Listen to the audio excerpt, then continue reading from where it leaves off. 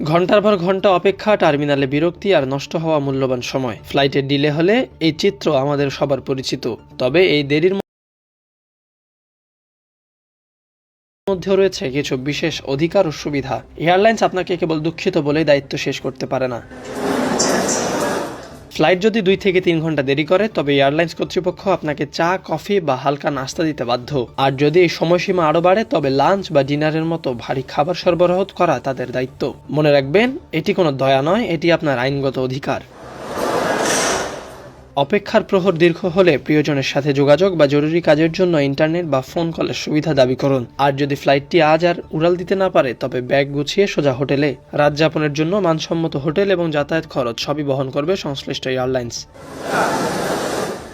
দেরি যদি 5 ঘন্টা ছাড়িয়ে যায়, তবে আপনার সামনে 2টি পথ খোলা। হয় আপনি অন্য কোনো ফ্লাইটে গন্তব্যে যাওয়ার দাবি করবেন, অথবা ভ্রমণের পরিকল্পনা বাতিল করে টিকিটের পুরো টাকা রিফান্ড চাইতে পারেন। আকাশপথে ভ্রমণ মানেই কেবল টিকিট কাটা নয়, নিজের অধিকার সম্পর্কে সচেতন হওয়া। পরের বার ফ্লাইট ডিলে হলে চুপচাপ বসে না থেকে আপনার প্রাপ্য বুঝে নিন। এয়ারলাইন্সের অবহেলায় আপনার যাত্রা যেন তিক্ত না হয়, সেদিকে খেয়াল রাখুন।